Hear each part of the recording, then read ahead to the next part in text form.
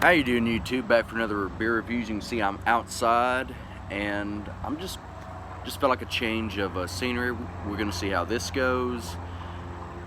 I'm not sure about it. There's a bunch of noise and shit, but anyway, I'm gonna go ahead and upload the video and we'll see how y'all like it. Well, that brings us anyway to what are we reviewing? Finally got it in my liquor store. Yuengling chocolate porter. Oh, that didn't work. To be more specific, Yuengling Hershey's chocolate porter. Seems like a natural fit. Both companies are staples of the state of Pennsylvania, so why not go ahead and combine them here. Now, Yuengling already has a porter. I don't know if this, I saw in Rate Beer, it kind of sounded like it was based off of the original Yuengling porter. They just added Hershey's chocolate to it. I'm not exactly sure the process they used. I don't know if it's a chocolate syrup they added. I don't know if they use like chocolate powder or what. I really don't know, but I'm curious. Anyway, gave it a decent little pour. Got about a two finger head. It's I was gonna say khaki colored, but a tad darker than khaki.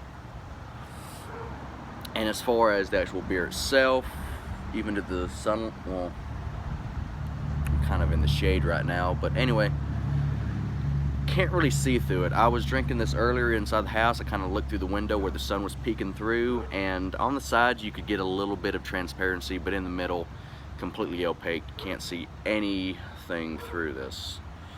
Anyway, this Yuengling Hershey's chocolate porter, this is 4.7% alcohol by volume, and I believe 180 calories.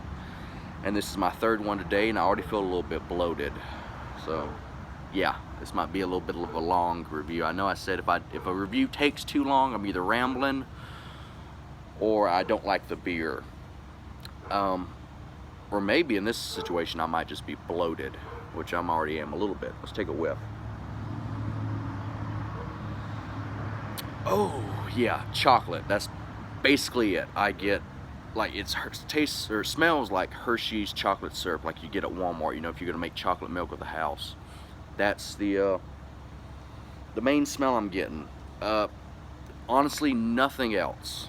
That is literally the only note. Let's see if the flavor reflects that.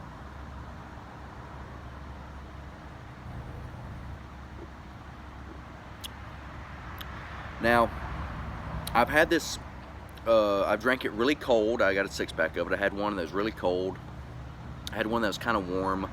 And this one is kind of in the middle. It's still pretty cool, but being that it's a darker beer, being that it is a porter, I decided to let it sit out of the fridge for about 10 minutes, 10-15 minutes, hoping it would get a little more flavor. And it has somewhat, but still, flavor-wise, it tastes almost like a one-for-one copy on Hershey's chocolate syrup with a little bit. You get like a dark chocolate bite, almost like if you took some of the Hershey's like chocolate the baking cocoa powder.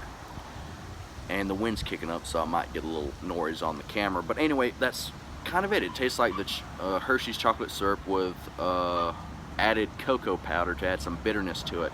As far excuse me, as far as hops go,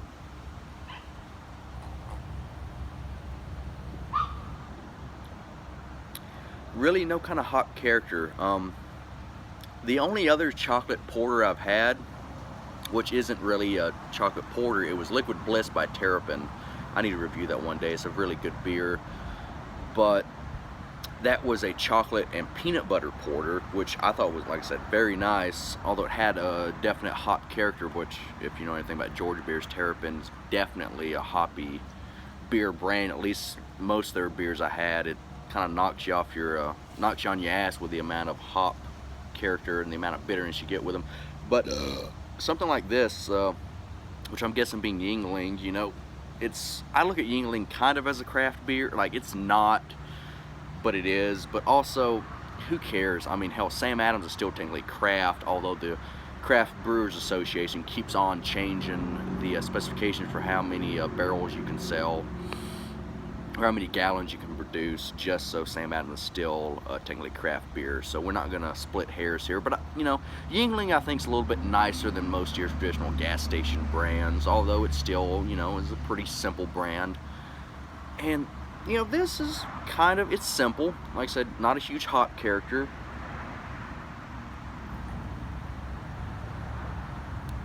I get a little bit of a roasted malt, although the main, got a little bit left in here, although the main, you know, as far as tasting notes that I get is the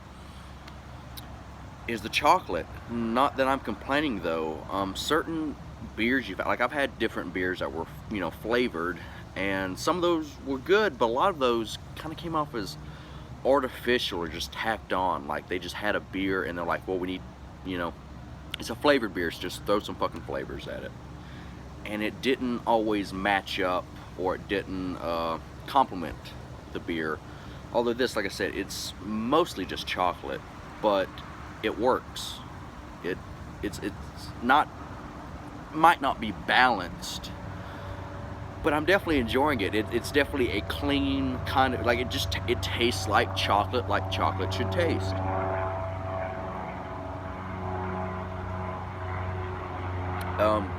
Like I said, even though it's a flavored beer, the flavor, I mean, it just tastes correct. It tastes like how, like I said, how chocolate should taste.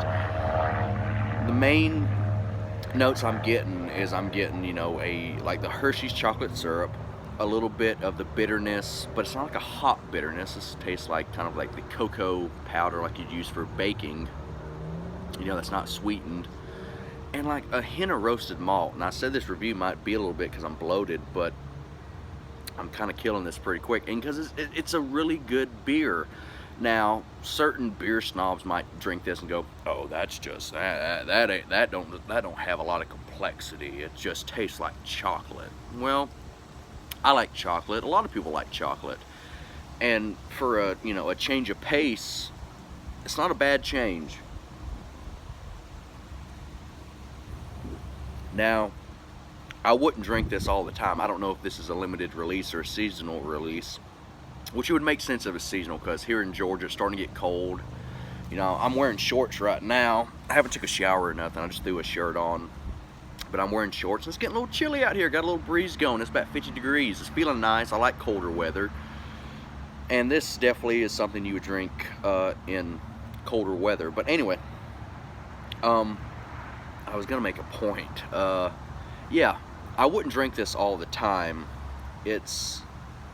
I could see, you know, I could get bored of this pretty quick, but you know, for as long as this is out, I could see myself every couple of weeks, excuse me, getting a 6-pack of this, just because it is enjoyable. It's very rich, maybe a tad too rich for some people. My dad took a sip of it and he's like, "Oh, it's not bad, but I wouldn't drink it all the time." And I do agree with him. Like I said, it's a little heavy, it's a little rich, a little too sweet. So you definitely won't be downing a whole bunch of these, although I've already killed 3 of these in about an hour. You know, but I'm probably gonna feel it in a minute. I'm definitely gonna be bloated. Mouthfeel though, it's medium light. It's not incredibly thick, but it's not, you know, Bud Light watery. It's, you know, I would say medium light, a little more towards the medium. Before I get my final chug here, what would I rate this? For the price, you know, I've heard some people get about $8. Down here, I got it $9.99 a 6-pack, you know, which is kind of par for the course for, you know, beer that's a step up from like your Bud Miller Coors. Even though hell, Budweiser's getting the point of being about $9.99 a 6-pack, which I would rather have a Yuengling or this Yuengling Hershey's Porter over a Budweiser any day. But you know, you get your Mexican imports, some of your European imports like your Becks and your Heineken's. That's about, you know, $9.99 a 6-pack. So as far as the price goes, it's, you know, it's about where I'd put it. So I don't know if I'll add any brownie points for the price, but you know, I'm going to go ahead and say this is a 8.5 out of 10. This is a very good beer, not for everybody.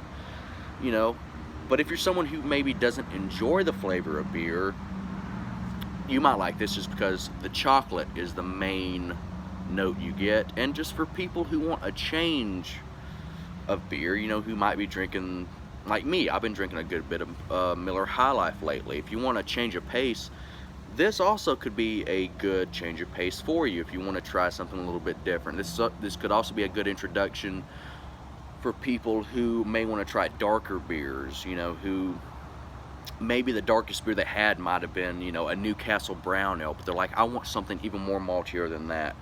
This could be a good transition at least to a heavier beer while still being, you know, a little bit easier to get into, because there is a heavy chocolate note that can kind of, you know, even things out and make it a little more mild or a little more approachable for those who don't drink darker or heavier beers all that often. So like I said, I'll give this an 8.5. So, like, rate, and subscribe if you care to. If you don't, I understand. And make sure to kill your local pedophile and have a good day and a pleasant tomorrow.